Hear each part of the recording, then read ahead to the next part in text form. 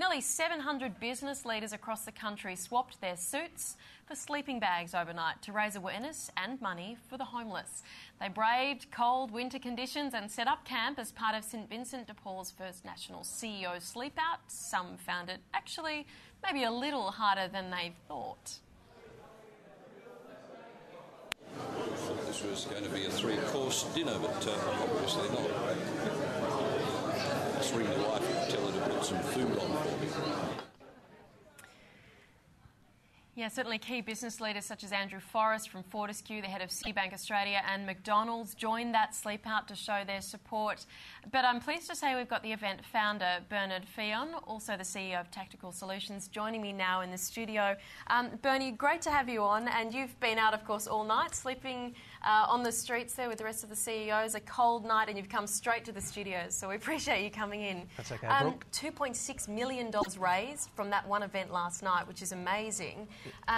You're obviously pleased with the money raised and even a big jump up on previous years. Absolutely. It's a phenomenal event. I've been sleeping on the bitumen with a bit of cardboard. I wasn't cold because I had a sleeping bag and my Vinnies beanie. But I must say it is very uncomfortable when you try and go to sleep and then roll over. That ground is hard. So really just a small insight into the discomfort that people are feeling when they have to do that night after night.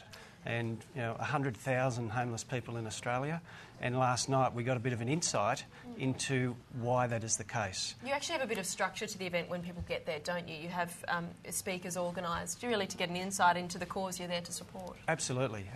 We had a couple of hours at Sydney last night with stories from people that have been through the Vinnies services, so Vincentian House, for example, where we hear how their life was going well, something happened, they needed help, Vinnies was there to provide that help, and now they're back on track. And that's the reason that I guess I'm so committed to the event, that we need to care about each other and people need support at times, and you never know who that's going to be. A lot of the CEOs reflected when they heard those stories about their own situations. And, if it wasn't for family and friends at certain times in their own life, they might be in the same situation. So it really helps CEOs understand people at what you might consider the bottom of society. So people at the top understanding people at the bottom. And if they do that, which certainly happens on a night like last night, they understand everybody in between a little bit more. And I know that you say, the CEOs, they go out and they try to get donations from people, and some will say yes and some will say no. I mean, that's quite a humbling experience, and even that promotes the understanding, I guess, that you're hoping for. Absolutely. Why do CEOs sign up for this event? Well, there's a whole range of reasons why they might do that, but once they're there and they experience a room full of like-minded people, and generally successful. We've got very large company CEOs who've raised lots of money, and you mentioned Andrew Forrest already. He raised something like 113,000 or something. That's right. And but then again, Australia's made up of millions of small and medium-sized businesses, and they've got CEOs and they've been supporting it too. Absolutely. So we had big business and small business represented, and the common denominator is these are leaders of business and community groups, and they want to make a difference. And certainly in talking to the CEOs after the event, they want to make more of a difference after the event than they did beforehand, because they've become more connected with what really happens and how people like Vinnies help make a difference. I mean, we were talking about the $2.6 million raised, but I mean, this event has come from more humble beginnings, of course, but you really say last year was the breakthrough, you thought, in terms of the support you really got. Absolutely. I mean, the first few years, we might have raised 5,000, 30,000 from a fairly small event with 10, 20, 30 CEOs. But last year, we'd worked on the recipe over those preceding 3 years, and last year really was a breakthrough where we had over 200 CEOs in the Sydney event. We raised over $600,000, and that was remarkable. But as you mentioned, I think $2.6 million we're up to now.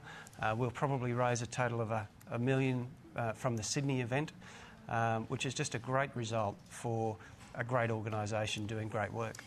Was it any sort of a coincidence that last year you thought was a breakthrough numbers? I mean, we'd just gone through a global financial crisis. Luckily here in Australia we weren't hurt as bad, but was that a time of reflection in some ways for people, do you think? I think to some extent that's true. Especially for CEOs. I mean, they're the ones that are going through that tough financial, Absolutely. They've got to hold the purse strings of these companies. And, if you look at unemployment figures, there was people, I guess, cut back hours rather than laid people off as a general rule around Australia.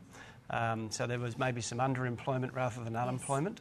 And that may be a reflection on the type of corporate responsibility that Australian CEOs use. But we had been building this event over 3 years prior to that. And the GFC may have impacted it, but it was probably good timing for people to stop and think about the implications of their business decisions. And I think it's really interesting the origins of this event too. You said a lot of CEOs get to go to these gala dinners and fundraising dinners, but your personal experience said, we could be doing something else here. Absolutely. I mean, in my experience being involved in those sorts of dinners, they are really hard work. And it's really hard to set your event apart from some other fundraising dinner. And we were raising $30,000 from a fundraising dinner.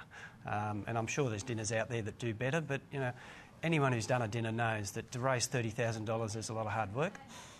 So I've got a background. I'm a financial planner, associated with AMP Foundation or AMP Financial Planning, and AMP Foundation have supported this event over several years.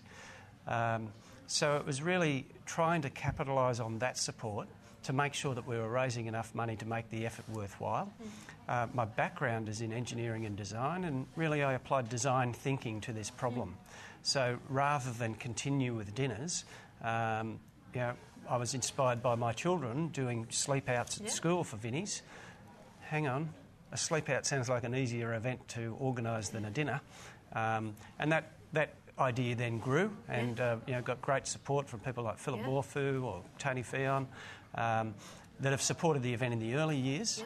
And it's grown to what it is now. And as you say, you said to me earlier, look, it's a low-cost event to put on and people donate food. And Luna Park in Sydney, it was said that they'd provide the venue this year. But as you said, it's pretty low cost. What's the chance of this going global? I guess that's your hope. Well, I think it's almost inevitable that it will.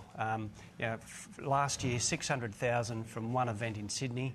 This year, 2.6 million from a national event.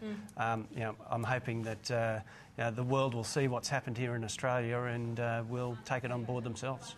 Bernie, great to have you in on the program, and particularly as you've come straight from the event overnight and you've got to go to work today, so we've got to let you go. Thank you very much for your time today. Okay, thanks, That's Bernie Fehon, and they're actually still taking donations, ceosleepout.org.au. Great info there too on the CEOs. You can order by funds raised, heaps of information on there too. Great to chat to Bernie this morning. We've got to move on though.